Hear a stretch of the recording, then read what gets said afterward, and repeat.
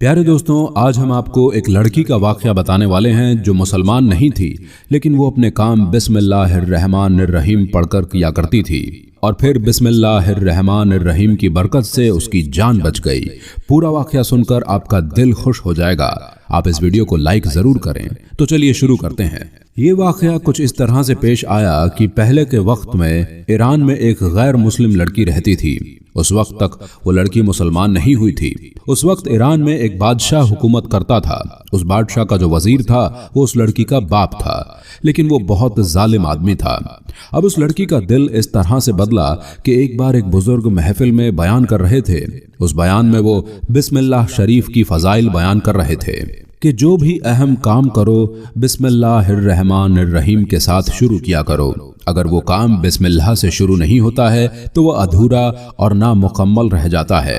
वो बुजुर्ग बयान कर रहे थे कि एक शख्स ने बिस्मिल्लाहिर्रहमानिर्रहीम को बहुत ही अच्छे तरीके से, दिल की गहराई से, सच्ची नीयत से और खूबी से पढ़ा तो अल्लाह ने उसकी बख्शीश कर दी। बस ये सुनने की देर थी कि उस लड़की के दिल में ईमान जाग उठा।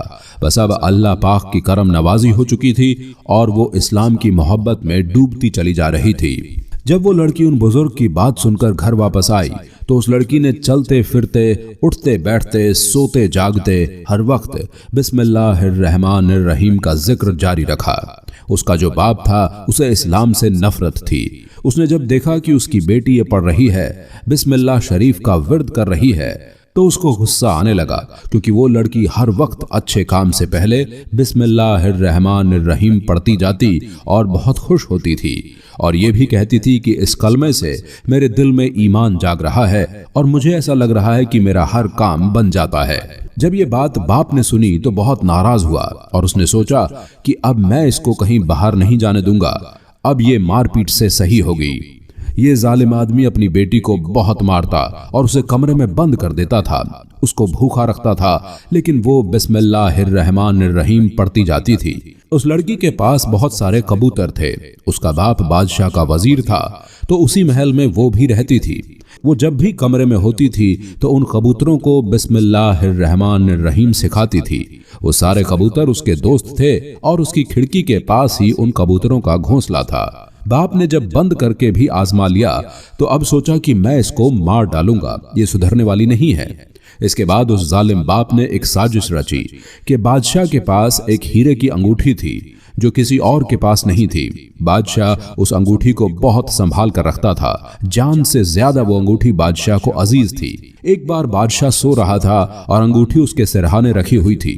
उस लड़की का बाप चुपके चुपके कमरे में आया और वो अंगूठी उठाकर वहां से चला गया। लड़की को देता तो बादशाह को वो बता देती कि यह अंगूठी मेरे बाप ने मुझे दी है। अब उसने सोचा कि मैं क्या करूं। अगले दिन वो बेटी के कमरे में आया। उस वक्त वो कमरे में मौजूद नहीं थी। बाप इधर उधर देखने लगा। उसने सोचा कि ये जो कबूतरों का घोंसला है, इसके अंदर मैं अंगूठी छुपा देता हूं और सिपाहियों से कहूंगा कि इस घोंसले को भी चेक कर लो, हो सकता है अंगूठी इसमें मौजूद हो। उसकी साजिश तो बहुत अच्छी थी, लेकिन उसकी मर्जी के मुताबिक कुछ नहीं हुआ। वो लड़की अल्लाह का नाम लेने वाली थी। अल्लाह पाक अपने बंदों को मायूस नहीं करता है। लड़की को यह बात पता थी कि अंगूठी कबूतर के घोंसले में है। बादशाह ने जब देखा तो अंगूठी गायब थी। वो गुस्से में पागल हो गया और अपने सिपाहियों को बुलाया और कहा, उस गुस्ताख को बुलाकर लाओ, मैं उसे खुद ही मारूंगा। वजीर तो इसी मौके की ताक में था। वो कहने लगा, जान की अमान पाऊं तो बादशाह सलामत कुछ अर्ज करना चाहता हूं। आप बाहर के लोगों को क्यों देख रहे हैं? आपको सबसे पहले इस महल से तलाशी शुरू करना चाहिए। तो बादशाह कहने लगा, क्या तुम्हें किसी पर शक है? तो वो कहने लगा, नहीं, कभी ऐसा होता है कि अपने ही गद्दार निकल आते हैं। बादशाह ने कहा, बात तो तुमने ठीक की है, चलो फिर महल से ही तलाशी लेना शुरू करो।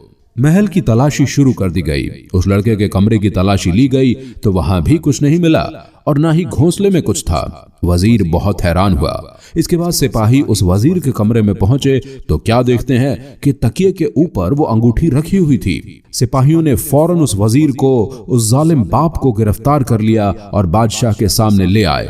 बादशाह ने कहा, तू चोर है, इतने दिनों से गद्दारी कर रहा था, अब मैं तुझे माफ नहीं करूंगा। बादशाह ने तलवार उठाई और एक झटके से उसका सर जिस्म से जुदा कर दिया। तमाम दरबारी देख रहे थे, यहां तक कि वो लड़की भी देख रही थी। ये मंजर देखकर वो लड़की भी रोने लगी। उसको तो पता ही नहीं था कि उसका बाप उसका कितना बड़ा दुश्मन था। दोस्तों, अब मैं आपको बताता हूं कि वो अंगूठी बाप के कमरे में कैसे पहुंची। जैसा कि मैंने आपको बताया कि वो लड़की उन कबूतरों को बिस्मिल्लाह सिखाती थी।